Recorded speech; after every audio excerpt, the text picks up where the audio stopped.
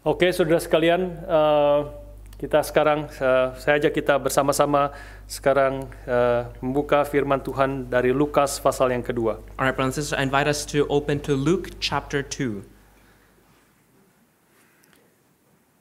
Saya ajak kita membaca bersama-sama dua ayat saja, Lukas 2 ayat 10 dan 11. Let us read together just two verses, Luke 2 verse 10 to 11. Saya akan baca satu kali bahasa Indonesia dan kemudian saudara yang berbahasa Inggris membaca bersama-sama dengan Stanley. I will read once in Indonesian and the interpreter will read again in English. Oke, Lukas 2 ayat 10 sampai 11, mari yang berbahasa Indonesia membaca bersama-sama dengan saya. Let's read together those in Indonesian. Lalu kata malaikat itu kepada mereka, "Jangan takut, sebab sesungguhnya aku memberitahukan kepadamu kesukaan besar untuk seluruh bangsa. Hari ini telah lahir bagimu juru selamat, yaitu Kristus Tuhan di kota Daud." Luke 2 verse 10 to 11. And the angel said to them, "Fear not, for behold, I bring you good news of great joy that will be for all the people. For unto you is born this day in the city of David a Savior, who is Christ the Lord." Mari kita berdoa sekali lagi. Let's pray once again together. Bapa di surga, kami bersyukur di hari pertama di dalam tahun 2022 ini kami boleh berkumpul bersama dan beribadah kepada Tuhan. Father in heaven, we give thanks that on this first day of 2022 we can gather together to worship you. Melihat ke belakang kami menyadari begitu banyak kesalahan dan dosa-dosa kami. Looking back, we realize so many of our mistakes and our sins. Karena itu kami memohon ampun dan belas kasihan daripada Tuhan. Because of this, we beg for forgiveness and mercy from you. Dan kami tahu seperti firman-Mu berkata, jikalau kami mengaku dosa kami, maka Engkau adalah Tuhan yang setia dan adil, yang akan mengampuni dosa kami dan menyucikan kami dari segala kejahatan. And we know that from your word that if we confess our sins, you are just to forgive us our sins and cleanse us from all unrighteousness. Karena kami menghampiri dan memohon pengampunan di dalam Kristus Yesus yang telah mati dan bangkit bagi kami. Because we hope for forgiveness in Christ Jesus, who has died and has come from the dead for us. Melihat ke belakang tahun 2021, hati kami dipenuhi dengan ucapan syukur untuk kebaikan dan belas kasihan Tuhan. Looking back to 2021, we are filled with thanksgiving for your grace. Tahun yang tidak mudah, yang penuh dengan tantangan dan kesulitan, tetapi Engkau tetap menyertai dan memimpin kami. It was not an easy year, a year full of challenges and difficulties, but you have continually guided us. Kami ingin menyerahkan pada pagi hari ini pemberitaan firman di hari pertama pada tahun ini. We'd like to surrender the preaching of the word on this first day of the year. Dan sekaligus kami ingin menyerahkan sepanjang tahun ini ke dalam tangan Tuhan. We would also like to surrender this whole year into your hands. Kiranya Engkau yang memimpin dan terus memberkati kami. Would you guide and continually bless us? Kiranya Engkau yang terus membentuk hidup kami dan memberikan firman-Mu. Would you continually shape our lives and give us your word? Kiranya Engkau yang membentuk hati kami semakin mengasihi Tuhan, semakin beriman kepada Tuhan, semakin berani melakukan apa yang Tuhan kehendaki. Would you shape our hearts to love you more, to have more faith in you, and to be more courageous to do your will? Dan kiranya Engkau yang memberikan kepada kami hati yang juga lebih mengasihi sesama kami, saudara-saudara kami seiman, dan juga orang-orang berdosa yang belum mengenal Engkau. And would you also give us a heart to love our brothers and sisters in Christ, as well as those who do not know you yet? Tuhan, pimpinlah dalam waktu yang masih Engkau berikan kepada kami. Would you guide us in this time that you still give to us, Kami boleh memakainya dengan sungguh-sungguh, that we may use it earnestly, sehingga ketika kami selesai kehidupan kami di dalam dunia ini, so that when we end our lives in this world, kami boleh datang kepada Tuhan dengan hati yang lega dan bersyukur karena kami boleh menyelesaikan pertandingan dengan baik. we may come to you with a heart of thanksgiving because we have finished the good race. Dan kami boleh masuk ke dalam sukacita yang besar yang disediakan bagi setiap anak-anak Tuhan. So that we may enter into the great joy which you have prepared for all of your children. Berkati perenungan firman pada hari ini dan persiapkan hati kami juga untuk menerima tubuh dan darah-Mu di dalam perjamuan kudus. Would you bless the preaching of the word today, and would you prepare our hearts to to receive the body and the blood in the Holy Communion. Dalam nama Tuhan kami Yesus Kristus, kami bersyukur, kami berdoa. In the name of Jesus Christ, we pray and give thanks. Amin. Amen. Saudara sekalian, sekali lagi saya mau katakan bahwa kita patut bersyukur untuk tahun-tahun yang sudah lewat. Brothers and sisters, once again, I'd like to remind us to give thanks for the year that has passed. Tapi sekaligus memasuki tahun yang baru ini, kita tahu banyak ketidakpastian yang ada di depan kita. But entering into this new year, I also recognize that there are a lot of uncertainties ahead. Bukan hanya Omicron yang semakin menyebar di seluruh dunia. Not only because of the Omicron variant, which has been spreading all over the world. Kita tahu hari ini, tadi membaca berita sedikit, kira-kira 22.000 kasus satu hari di New South Wales. We know from the news earlier today that there were 22,000 cases today in New South Wales. Dan di Melbourne kira-kira 7.000 ya. And in Melbourne, 7,000. Sekitar 7.000 kasus. About 7,000 cases. Kita tidak tahu seberapa banyak kasus-kasus yang akan terjadi ke depan. We do not know the cases that will pop up in the future. Tetapi beberapa hari yang lalu, Menteri Kesehatan New South Wales mengatakan akhir Januari itu mungkin kita akan ada 25.000 kasus setiap harinya. But the Minister of Health in New South Wales said maybe at the end of January we will have 25,000 cases a day. Orang-orang semua, banyak orang yang nggak percaya. Baru 1.000 kok, bagaimana bisa 25.000? Many people didn't believe them because how we're only at this low, how could we reach 25,000? Tetapi dengan begitu cepat, hampir setiap hari double, dan hari ini sudah 22.000 kasus per hari. But in the past days, the cases have doubled, and now we are at 22,000 cases a day. Dan kalau kita mengikuti berita di UK, mereka hari ini, kemarin itu kasusnya satu hari adalah 189.000 satu hari. And if we follow the news in the UK, they had 189,000 cases in a day.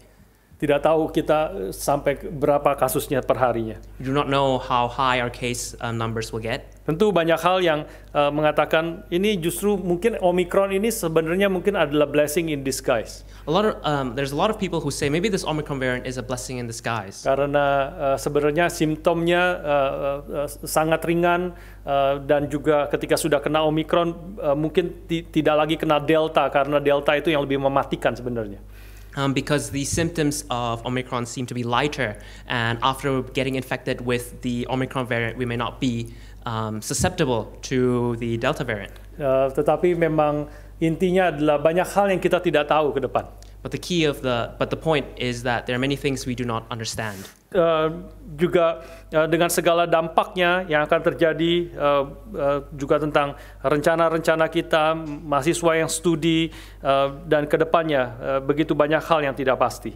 There are many other uncertainties as well. Our plans, the studies of students, and other plans as well. Tadi saya katakan saudara-saudara kita di New Zealand juga tidak pasti tentang hamba Tuhan yang boleh pergi ke sana. I mentioned earlier that our brothers and sisters in Auckland, they have uncertainties about their servant of the Lord. Dan juga ada sepasang daripada saudara kita di New Zealand yang merencanakan menikah bulan Maret juga belum tahu siapa yang bisa memberkati. And for our brothers and sisters in Auckland, a pair of them are going to get married, and we do not know in March, and we do not know who will bless their marriage. Kita sedang pikirkan, doakan. Intinya saya mau katakan juga banyak hal sekali lagi yang kita belum mengetahui dan belum pasti dan banyak ketidakpastian ke depan ini. What I like to emphasize is that there are still a lot of uncertainties ahead. Bagi kita di gereja Gary Melbourne, ada satu keputusan yang juga akan berdampak ke depan, tetapi juga kita tidak tahu dampaknya seberapa besar.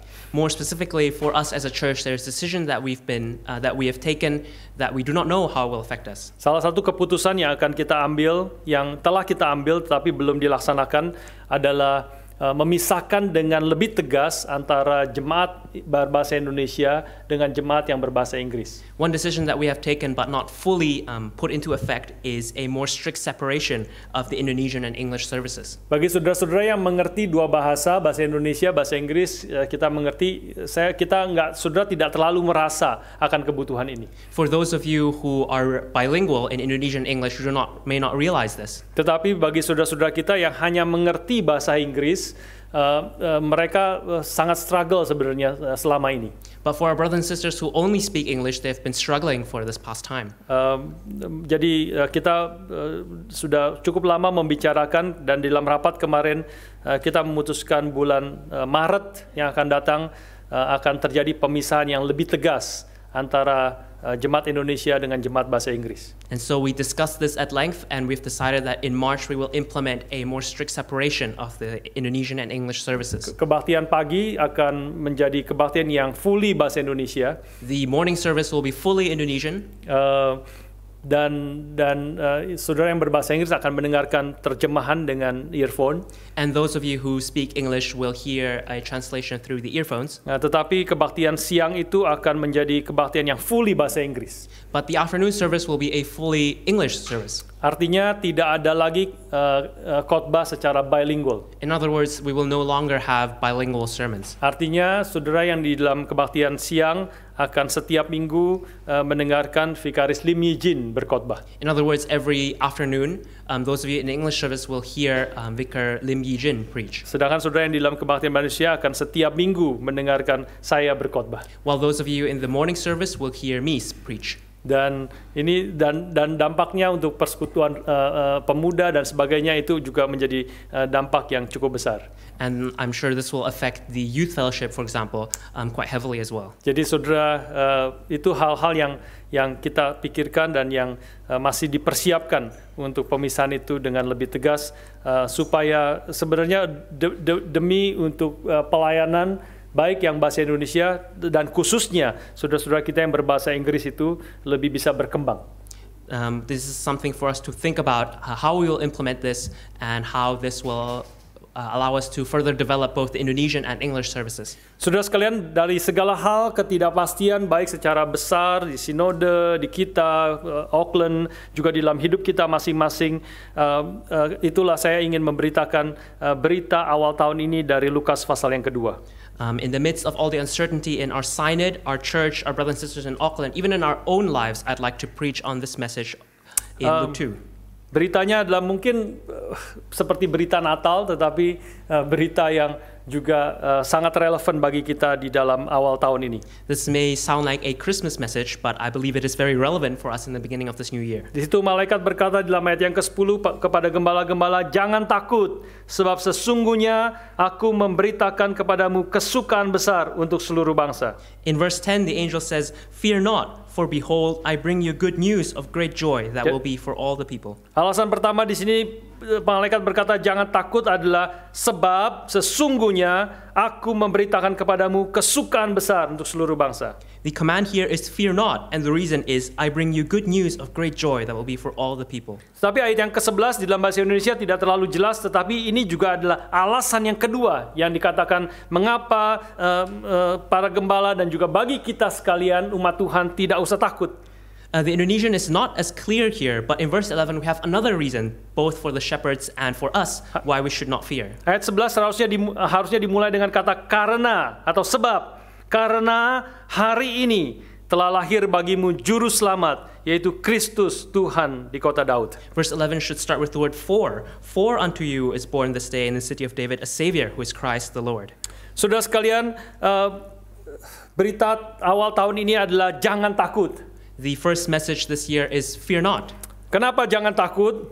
Why should we not fear? Karena sesungguhnya ketika Kristus datang, dia membawa berita kesukaan besar bagi seluruh bangsa. Because when Christ comes, He brings good news of great joy for all the people. Tapi penekanan pada hari ini, pada ini adalah dalam ayat yang ke-11. But I'd like to emphasize verse 11 today. Karena hari ini telah lahir bagimu juru selamat, yaitu Kristus Tuhan di kota Daud. For unto you is born this day in the city of David a Savior, who is Christ the Lord. Dengan kata lain, bayi yang dilahirkan itu bukan hanya Mesias yang dinanti-nantikan, long-awaited Messiah.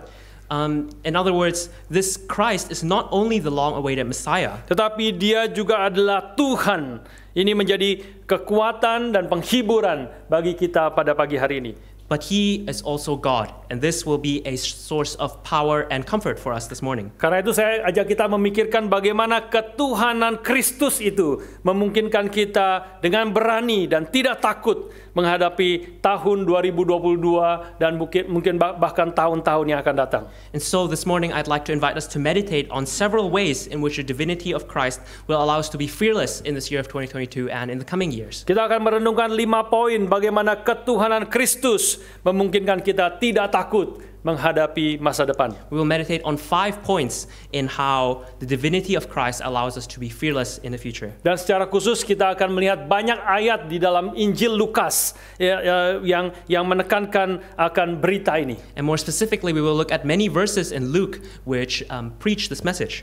Yang pertama, saudara sekalian, mengapa kita tidak perlu takut? Karena Kristus yang lahir itu adalah Tuhan Allah, pribadi kedua Allah Tritunggal. The first reason why we should not fear is because Christ is God, the second person in the Godhead. Menekankan bahwa Kristus ini adalah Allah itu sendiri, sesuatu yang sangat penting. Emphasizing that Christ is God is something that is very important. Meskipun saya percaya kita semua sudah mengerti dan menerima akan hal itu. I believe we all know and accept this. Tetapi kita perlu sekali lagi mendengar, khususnya melalui Injil Lukas, dan bagaimana itu boleh menguatkan akan iman kita. But we need to hear it time and time again, especially now in the Gospel of Luke, and how it may strengthen us. Beberapa waktu yang lalu, hari Rabu yang lalu, setelah di antara rapat kita dan rapat sinode, saya ada kesempatan main pingpong. This past Wednesday, in the midst of the meetings and the sign-up meetings, I had the opportunity to play ping pong. Dan pingpong friends itu teman sosial saya di luar gereja. And my ping pong friends are my social circle outside of church. Dan dalam kesempatan itu, hari Natal, keadaan Natal, Tahun Baru, Merry Christmas dan sebagainya, saya kemudian sempat bicara dengan satu orang. And in the midst of the Christmas mood that was going on at the time, I had a conversation with one of them. Dan ternyata dia langsung mengatakan, saya tidak percaya Allah Tritunggal. And he immediately said, I do not believe in the Trinity. Dan saya mulai jelaskan, ngobrol-ngobrol sama dia. And I began to explain and have a chat with him. Tapi dia kemudian, makin emosi. But he became more and more emotional. Saya bilang, ya kalau kamu tidak terima, ini ajaran yang tidak mudah untuk diterima secara akal, tetapi inilah yang diajarkan Alkitab. Saya tidak mau debat dengan kamu. And eventually I said that if you do not want to accept this, it is difficult to accept intellectually, after all, then I do not feel like debating you. Saya mau hanya mengatakan kalau kamu mau dengar bahwa karena dia mengaku dia Kristen, karena dia mengaku dia percaya Alkitab, tetapi waktu ngomong-ngomong ternyata dia mengatakan dia banyak kontradiksi sebenarnya dari perkataan dia. Because I preach the Bible, and even though he says he's a Christian and he believes in the Bible, there are a lot of contradictions in what he says. Dan kemudian saya menjelaskan sedikit sejauh yang ada kesempatannya. And so I explained to the best of my ability and the opportunity that was given to me. Tapi salah satu poin yang saya tekankan adalah kalau engkau percaya Yesus, maka Yesus itu adalah dia menyatakan dirinya di dalam Alkitab dia adalah Allah itu sendiri. But one of the points that I mentioned was that if you believe in Jesus, then you must believe that Jesus is God, because Jesus says so. Tidak, itu bukan ajaran Yesus. And he says, no, that's not what Jesus said. Lalu ajaran Yesus seperti apa, saya katakan. And so I asked, what does Jesus teach? Terus kamu tahu dari mana ajaran Yesus itu? And how do you know what Jesus taught? Dia dari pikirannya, dari Alkitab, campur-campur pokoknya. And so he mixed up his own thoughts and the Bible. Tapi dari perkataan interaksi dengan orang ini, saya menyadari betapa pentingnya kita mengetahui dan percaya bahwa Kristus yang datang ke dalam dunia, yang adalah Tuhan itu, dia adalah pribadi kedua dari Allah Tritunggal. But from this interaction, I realized the importance of the fact that Jesus is God, the second person in the Godhead. Bukan hanya Injil-Injil yang lain, Injil Yohanes kita sudah membahas panjang lebar tentang hal itu, tapi dari Injil Lukas sendiri sebenarnya sangat menekankan hal itu juga. This is mentioned in many Gospels. We have spoken about it at length in the Gospel of John, but the Gospel of Luke emphasizes it very much as well. Lukas 2 yang tadi kita baca, kalau kita saudara melihat ayat 9 dan ayat 11 menekankan itu. In Luke 2, I'd invite us to look at verses 9 and 11. It emphasizes this as well. Ayat 9 mengatakan, tiba-tiba berdirilah seorang malaikat Tuhan dekat mereka dan kemuliaan Tuhan bersinar meliputi mereka dan mereka sangat ketakutan. Verse 9 says, and an angel of the Lord appeared to them, and the glory of the Lord shone around them, and they were filled with great fear. Bicara tentang malaikat Tuhan, tentang kemuliaan Tuhan, tentu berbicara tentang Tuhan Allah yang menciptakan segala sesuatu. This is malaikat Tuhan yang datang. Kemuliaan Tuhan bersinar meliputi mereka. This is the angel of the Lord who created heaven and earth, and the glory of the Lord shone around them. Tetapi ayat ke-11 mengatakan, hari ini telah lahir bagimu juru selamat, yaitu Kristus Tuhan di kota Daud. But in verse 11, the angel says, "For unto you is born in this day in the city of David a Savior who is Christ, the Lord." Kata Tuhan menunjuk kepada Allah Bapa, kata Tuhan juga menunjuk bayi yang baru dilahirkan, Kristus, yang adalah Tuhan itu sendiri. This Lord refers to the Lord, the creator of heaven and earth, but also this baby that was just born. Di dalam Lukas pasal pertama ayat yang ke-35, di situ menekankan bahwa malaikat yang akan menaungi Maria sehingga dia mengandung seorang anak. In Luke 1 verse 35, the angel explains to Mary how she will conceive and bear a son. Malaikat itu berkata kepada Maria, Roh Kudus akan turun atasmu dan kuasa Allah yang Maha Tinggi akan menaungi engkau, sebab itu anak yang akan kau lahirkan itu akan disebut kudus, anak Allah. Verse 35, and the angel answered her, the Holy Spirit will come upon you, and the power of the Most High will overshadow you. Therefore the child to be born will be called Holy, the Son of God. Tentu poinnya di sini adalah bahwa Maria mengandung tidak memerlukan, dan dia adalah satu-satunya orang yang mengandung yang tidak memerlukan kontribusi daripada suaminya. Of course, this verse emphasizes the fact that Mary was the only person in history to give birth as a virgin. She did not need a father, human father. Jesus is not a human father. Tetapi kita mengetahui di sini mau menekankan Bapa Allah, Bapa di surga itulah yang adalah ayah daripada Yesus Kristus. But instead, Jesus is the Son of God. God is his father. Ya, di sini saudara sekalian, kalau saudara melihat di dalam Lukas pasal yang ke-20 misalnya, in Luke chapter 20, for example, di dalam ayat 41 sampai 44 juga menekankan akan keilahian daripada Kristus. In verses 41 to 44, the divinity of Christ is emphasized once again. Di dalam saya bacakan bagi saudara ayat 41 hingga ayat yang ke-44. I will read for us verses 41 to 44. Tetapi Yesus berkata kepada mereka, kepada ahli-ahli Taurat ya, bagaimana orang dapat mengatakan bahwa Mesias adalah anak Daud? Sebab Daud sendiri berkata dalam kitab Mazmur, Tuhan telah berfirman kepada Tuanku, duduklah di sebelah kananku, sampai kubuat musuh-musuhmu menjadi tumpuan kakiku. Jadi Daud menyebut dia tuannya.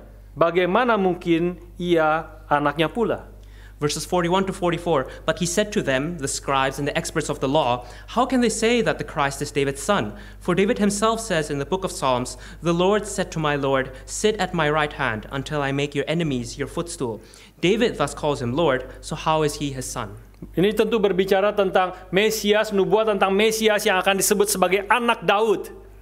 This is a prophecy of the Messiah who is called the Son of David. Tetapi Tuhan Yesus di sini mengatakan bagaimana anaknya Daud, tetapi Daud menyebut dia sebagai tuannya. But Jesus says here, how can the Son of David be called by David as his Lord? Di sini tentu mau menekankan Mesias anak Daud itu jauh lebih besar dari sekedar anak Daud secara fisik. Jesus here is saying that the Messiah is much greater than a physical son of David. Dan faktanya bahwa dia adalah Tuhannya dari Daud itu sendiri. This is emphasized by the fact that he is the Lord of David too. Yang terakhir di dalam Lukas pasal yang ke-24. Lastly, in Luke chapter 24, ayat 50 sampai 52. verses 50 to 52. Saya hari ini ajak saudara buka Alkitab yang banyak, saudara. I am inviting you to open the Bible a lot today. Ayat yang ke-50 sampai 52. Verses 50 to 52. Mengatakan demikian. It says this. Lalu Yesus membawa mereka keluar kota sampai ke dekat Betania. Di situ ia mengangkat tangannya dan memberkati mereka. Dan ketika Yesus sedang memberkati mereka, ia berpisah dari mereka dan terangkat ke sorga. Mereka sujud menyembah kepadanya. Lalu mereka pulang ke Yerusalem dengan sangat bersukacita. Verses 50 to 52. And he led them out as far as Bethany, and lifting up his hands, he blessed them. While he blessed them, he parted from them and was carried up into heaven. And they worshipped him and returned to Jerusalem with great joy. Artinya di sini mau menegaskan Yesus adalah Allah itu sendiri yang patut disembah dan dia telah disembah oleh murid-muridnya di sini. This passage emphasizes how Jesus is worthy of being worshipped as God and how his disciples worship Jesus as God. Dan kita tahu orang Yahudi itu sangat ketat dan mereka hanya mau menyembah, khususnya di dalam zaman Perjanjian Baru. Tidak ada lagi ilah lain, tidak ada lagi yang siapapun atau apapun yang disembah oleh orang Yahudi kecuali akan Allah itu sendiri. And we know how strict the Jews were, especially in this time of the New Testament, that they would no longer serve any idols and they would only worship the Lord. Dan di sini ketika murid-murid yang adalah orang Yahudi menyembah kepada Yesus, itu mau menyatakan memang Yesus itu adalah Tuhan. Dia adalah Allah itu sendiri, pribadi kedua dari Allah Tritunggal. And so when the Jewish disciples here worshipped Jesus, it's a proof of the fact that Jesus is indeed God. Maka kita tidak perlu takut karena Kristus, Tuhan yang datang ke dalam dunia itu, dia adalah Allah sendiri yang telah datang sebagai manusia. And so we should not fear because Jesus himself came down God on earth. Yang poin yang kedua adalah mengapa kita tidak perlu takut adalah karena Yesus adalah Tuhan yang datang di dalam sejarah. The second reason we should not fear is because Jesus really did come to earth in history. Mau menekankan di sini poin ini adalah Yesus bukanlah mitos daripada Yunani, bukanlah dimulai dengan cerita once upon a time seperti dongeng-dongeng yang ada. Jesus is not a Greek myth or a fairy tale that begins with once upon a time. Lukas dengan mencatat di dalam kitabnya sebagai sejarawan yang kredibel. Luke, in writing his gospel, writes like a credible historian. Dia memulai akan Injilnya dengan mengatakan, Theophilus yang mulia, banyak orang telah berusaha menyusun suatu berita tentang peristiwa-peristiwa yang telah terjadi di antara kita, seperti yang disampaikan kepada kita oleh mereka yang dari semula adalah saksi mata dan pelayan firman. Karena itu, aku menyelidiki segala peristiwa ini dengan seksama dari asal mulanya. Aku mengambil keputusan untuk membukukannya dengan teratur bagimu, supaya engkau dapat mengetahui bahwa segala sesuatu yang diajarkan kepadamu sungguh benar. In the beginning of his gospel, Luke addresses the gospel to the most excellent Theophilus, as it says here. Luke 1 verse 1 to 4, inasmuch as many have undertaken to compile a narrative of the things that have been accomplished among us, just as those who from the beginning were eyewitnesses and ministers of the word have delivered them to us, it seemed good to me also, having followed all things closely for some time past, to write an orderly account for you, most excellent Theophilus, that you may have certainty concerning the things you have been taught. Theophilus yang mulia, seorang pejabat di kerajaan Romawi yang kepadanya yang tercatat di dalam sejarah, dan kepadanya Lukas membukukan akan kitabnya ini. This most excellent Theophilus was an actual Roman official to whom Luke directs this gospel. Di dalam ayat yang kelima, Lukas pasal pertama, kemudian Lukas memulainya dengan demikian. In Luke 1 verse 5, Luke says this. Pada zaman Herodes, Raja Yudea, adalah seorang imam yang bernama Zakaria, dan seterusnya. In the days of Herod, king of Judea, there was a priest named Zachariah, and so on. Dan kalau saudara mempelajari sejarah, memang pada zaman itulah adalah seorang Raja Yudea yang bernama Herodes. And if you study history, you will know that during this time there was indeed a king named Herod. Lukas 1 ayat 26 mengatakan demikian. Luke 1 verse 26 says this. Dalam bulan yang ke-6, Allah menyuruh malaikat Gabriel pergi ke sebuah kota di Galilea bernama Nazareth.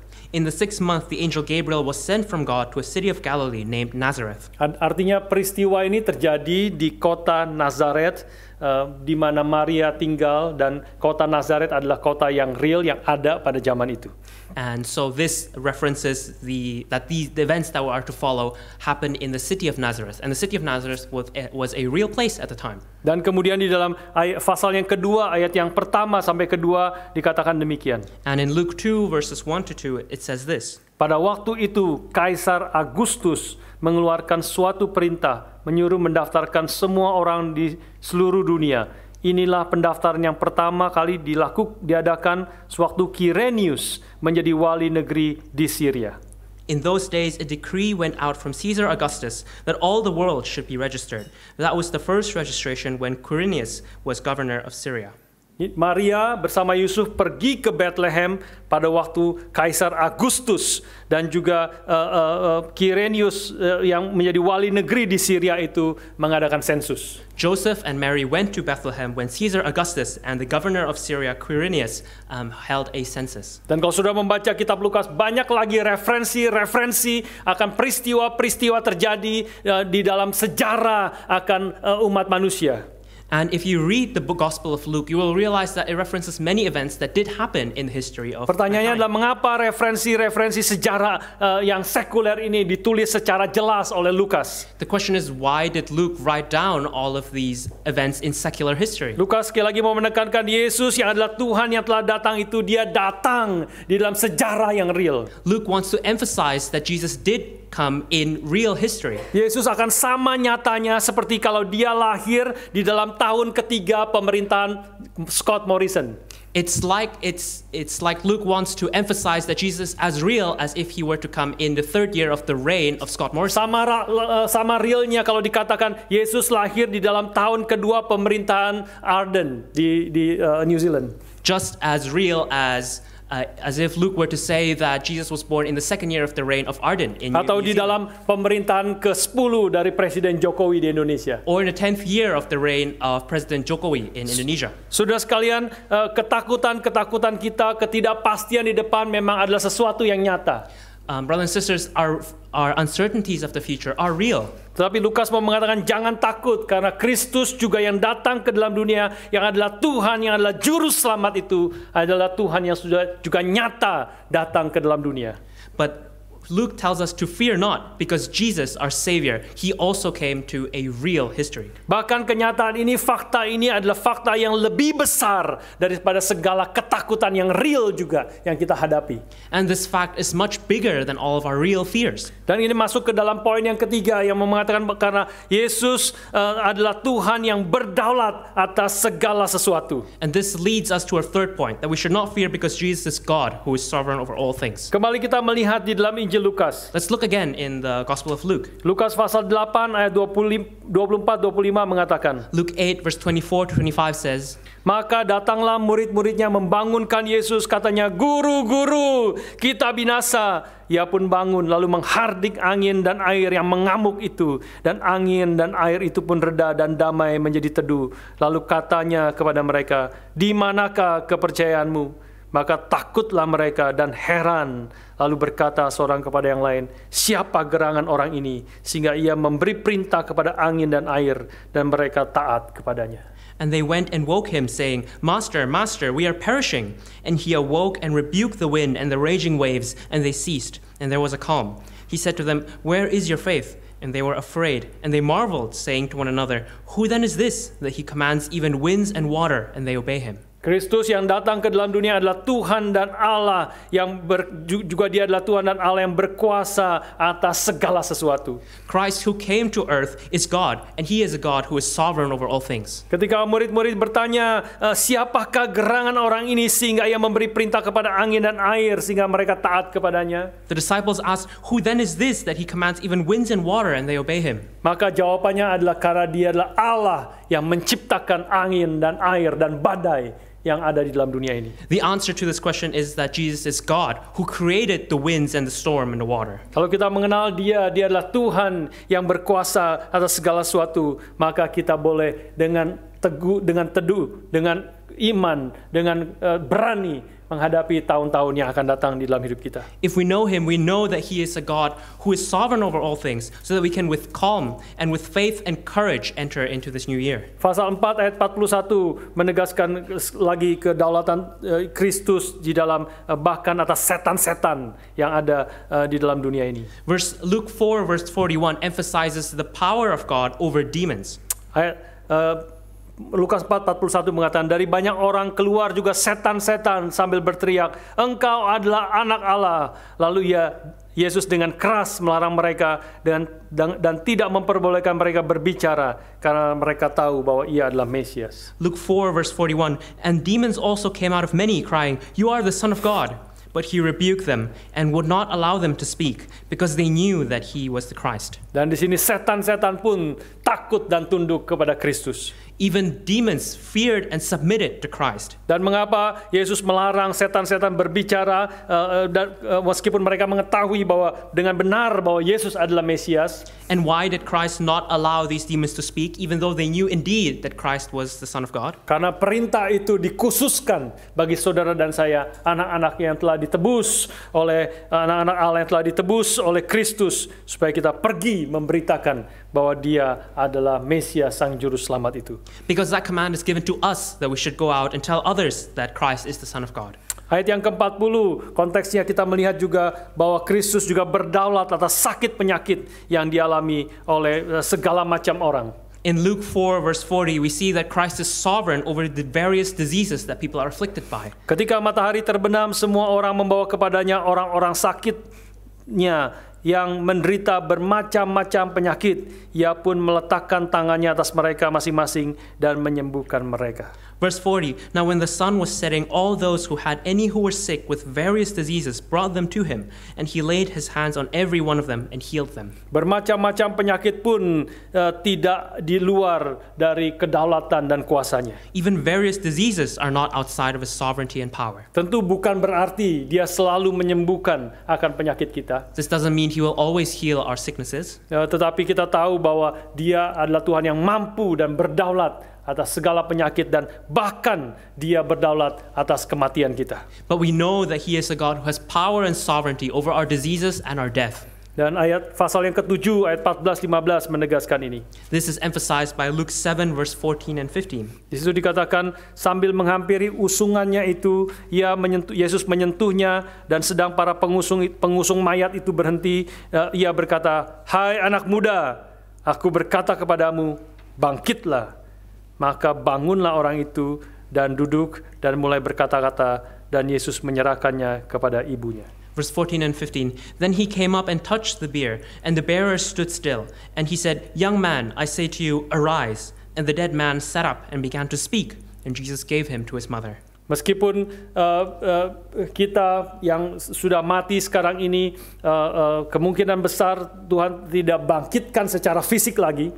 There is a large probability that those of us who die now will not be raised physically Artinya by Jesus. kita tidak bangkit lagi seperti tubuh kita sekarang ini. We will not, as in we will not raise up in our current body. Tetapi kita tahu melalui apa yang dikerjakan Kristus, dan khususnya nanti melalui kematian dan kebangkitannya, setiap kita yang di dalam Kristus pasti juga akan dibangkitkan dengan tubuh kemuliaan seperti Kristus telah dibangkitkan. But we know that those of us who are in Christ will be raised up on the last day in our new bodies, just as Jesus was raised. Karena Dia berkuasa atas segala sesuatu, atas segala penyakit, bahkan atas kematian. Because he has sovereignty over all diseases and even death. Saudara sekalian, kalau kita kembali kepada kisah Natal permulaan dari Injil Lukas, Brothers and sisters, now returning to the Christmas story that Luke maka reports, tadi kita mengetahui bahwa Maria itu tinggal di Nazaret. we know that Mary lived in Nazareth. Ketika firman Tuhan, malaikat Tuhan datang kepada Maria dan mengatakan bahwa Roh Kudus akan turun atasmu dan kau akan mengandung, yang menegaskan bahwa anak yang akan dikandungnya adalah dari Allah sendiri. When the angel came to Mary and told her that she would bear a son and that the son would be the Son of God, she was in Nazareth. Tetapi Lukas mencatat bahwa Maria itu tinggalnya di Nazaret. Luke wrote that Mary lived in Nazareth. Tetapi nubuat dari Nabi Mika menegaskan bahwa Kristus itu harus lahir di Bethlehem. But the prophecy of the prophet Micah said that the Christ must be born in Bethlehem. Bethlehem, dari Nazaret ke Bethlehem itu kira-kira 3 hari perjalanan jauhnya dengan berjalan kaki atau naik keledai. The journey from Nazareth to Bethlehem was a 3 days journey by donkey or by foot. Bagaimana Maria yang sudah hamil tua, dia akan melahirkan anaknya di Bethlehem 3 hari perjalanan jauhnya dari Nazaret. How could Mary, who had been pregnant for a long time at that point, give birth in Bethlehem? Dan tidak ada alasan Maria untuk pergi ke Bethlehem untuk melahirkan, apalagi sudah hamil tua. There was no reason for Mary to go all the way to Bethlehem, especially since she had been pregnant for a long time. Tetapi Nabi Mika sudah menegaskan Kristus yang akan dilahirkan itu akan lahir dan harus lahir di Bethlehem. But the prophet Micah said that the Christ must be born in Bethlehem. Saudara rasa ini persoalan yang terlalu rumit, terlalu susah? Do you think that this is too difficult? Tuhan melakukan dengan begitu simple, dengan mengerjakan sesuatu yang begitu dahsyat. God did it by doing something very simple yet amazing. Dia menggerakkan orang yang paling berkuasa saat itu, yaitu Kaisar Agustus, untuk mengadakan sensus. God moved the most powerful man in the land, Caesar Augustus, to hold a census. Dan kita tahu sensus pada waktu itu bukan dengan Google Form. And we know that censuses were not done using Google Forms. Ya, sensus itu bukan dilakukan secara online. They were not done online. Tetapi sensus itu kalau diadakan maka setiap orang harus kembali ke kota asalnya. But during these censuses, every person would have to return to their family home. Maka Maria yang sudah hamil tua itu harus kembali ke Bethlehem, di tempat di mana dia berasal. And so Mary, who was close to giving birth, would have to return to Bethlehem. Banyak hal yang kelihatan begitu sulit, begitu rumit bagi kita, tetapi kalau kita bersandar kepada Tuhan, percaya kepada Dia, beriman kepada Dia, dan melakukan kehendaknya, Tuhan akan pimpin, Tuhan akan buka jalan. Biarlah kita sungguh-sungguh makin beriman kepada Dia di dalam tahun yang baru ini. Many things may seem difficult for us, but if we rely on God, if we have faith in Him, and if we do His will, God will help us. Dia bukan hanya Tuhan, Dia bukan hanya Tuhan yang hadir di dalam sejarah. Dia bukan hanya Allah pribadi dua, Allah Tritunggal. Dia bukan hanya Tuhan yang berdaulat atas segala sesuatu. Poin yang keempat adalah Dia juga adalah Tuhan yang berdaulat untuk selama-lamanya. Jesus is not only God. He's not only God who came in history and a God who has sovereignty over all things. Fourth, we know that Jesus is God who is sovereign forever. Lukas 1 ayat 31 sampai 33 mengatakan, Luke 1 verse 31 to 33 says this. Sesungguhnya engkau akan mengandung dan akan melahirkan seorang anak laki-laki, dan hendaklah engkau menamai dia Yesus. Ia akan menjadi besar dan akan disebut anak Allah yang maha tinggi, dan Tuhan Allah akan mengaruniakan kepadanya tahta Daud bapa leluhurnya, dan ia akan menjadi raja atas kaum keturunan Yakub sampai selama-lamanya, dan kerajaannya tidak akan berkesudahan. And behold, you will conceive in your womb and bear a son, and you shall call his name Jesus. He will be great and will be called the Son of the Most High. And the Lord God will give to him the throne of his father David, and he will reign over the house of Jacob forever, and of his kingdom there will be no end. Kristus yang datang ke dalam dunia bukan hanya Tuhan yang berdaulat dan berkuasa selama hidupnya. Jesus Christ, who came to earth, is not only a God who is sovereign over his own life. Dia juga adalah Tuhan yang berkuasa sampai selama-lamanya. He is God who is sovereign forever. Sehingga kita semua yang percaya beriman di dalam Kristus. So that those of us who believe and have faith in Him, Dia bukan hanya berdaulat di dalam hidup kita saja di dalam dunia ini. He's not only sovereign in our lives now. Dia bukan hanya berdaulat atas seluruh sejarah umat manusia. He's not only sovereign over all history of Tetapi mankind. Dia juga berdaulat sampai selama-lamanya. Bahkan ketika kita mati, kita pun pasti akan dibangkitkan bersama-sama dengan Kristus. Karena Dia adalah Tuhan yang berdaulat atas selama-lamanya. But He is sovereign forever, so that even when we die and we are raised, we will dwell with Him forever. Saudara sekalian, hal yang kelima, kita juga tidak perlu takut menghadapi tahun ini dan tahun-tahun yang akan datang. Bahkan kita boleh menghadapinya dengan penuh sukacita, karena Dia adalah Tuhan yang seluruh hidupnya bertujuan untuk memuliakan Allah dan membawa damai sejahtera bagi umatnya. Fifth point, we do not need to fear. In fact, we can rejoice because Christ is God who in all His life glorified the Father and brought peace to His people. Lukas 5 ayat 25 mengatakan, Luke 5 verse 25 says this. Orang lumpuh yang disembuhkan oleh Yesus itu pulang sambil memuliakan akan Allah. The lame man, when he went home, the lame man was healed, and immediately he rose up before them and picked up what he had been lying on and went home glorifying God. Dan ayat 26 mengatakan orang banyak yang melihat Yesus menyembuhkan dia menjadi takjub dan memuliakan akan Allah.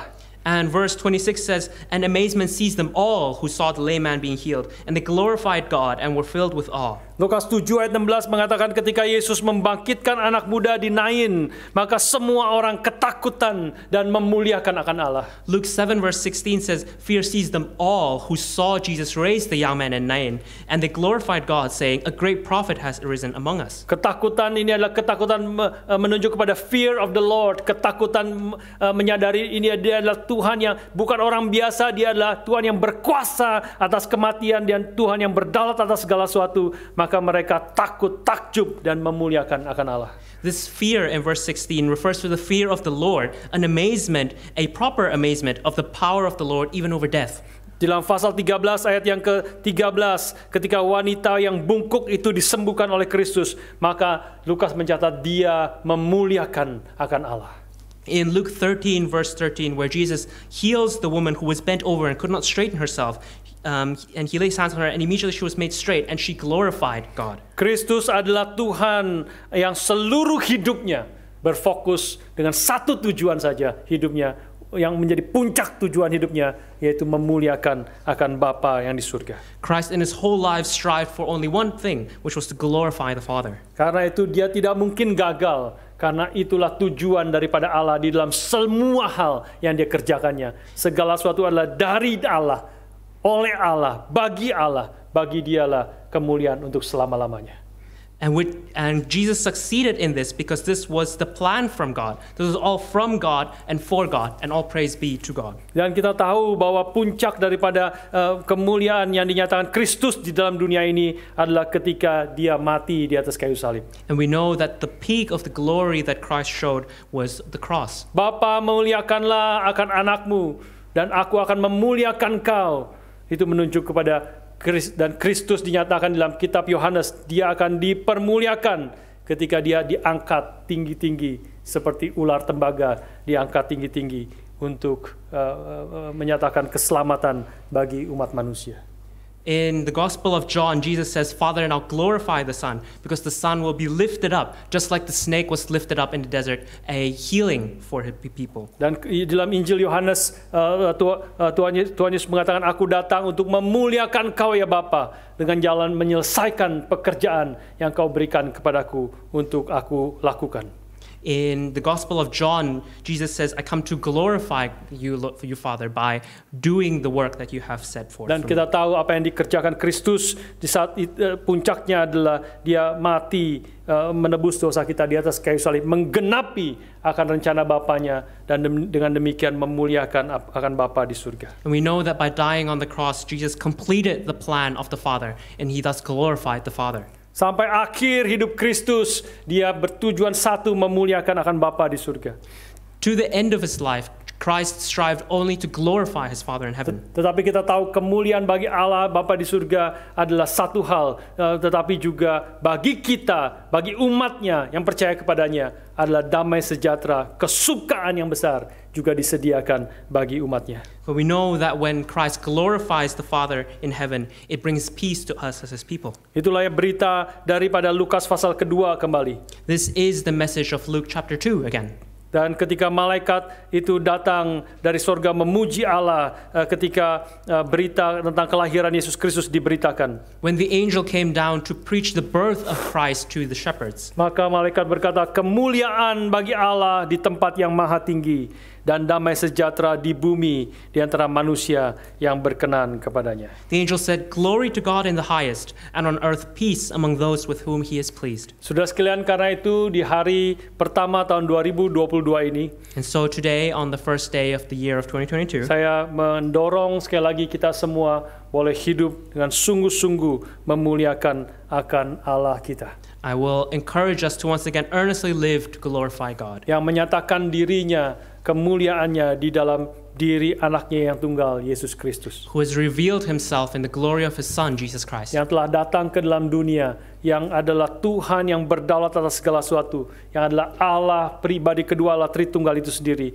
Dan dia telah memuliakan Bapa dengan jalan mati dan bangkit bagi kita. Jesus Christ, who is sovereign over all things, who is the Son of God, and who has revealed his glory by dying and coming back from the dead. Ketika kita menghampiri meja perjamuan hari ini, biarlah kita sekali lagi menyerahkan hidup kita ke dalam tangan Tuhan, supaya seluruh hidup kita di tahun yang baru ini khususnya boleh sungguh-sungguh menyenangkan dan memuliakan Allah saja.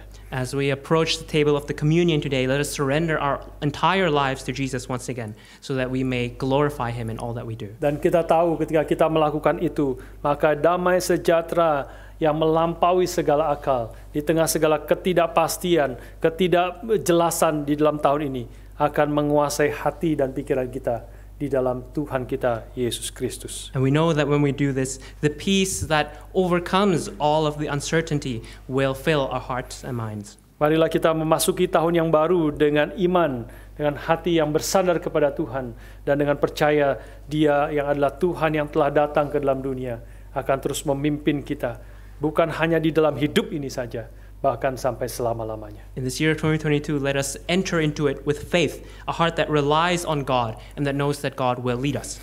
Mari dengan demikian kita akan mempersiapkan hati kita masuk menerima perjamuan suci pada hari ini. With this, let us prepare our hearts to receive the bread and the wine.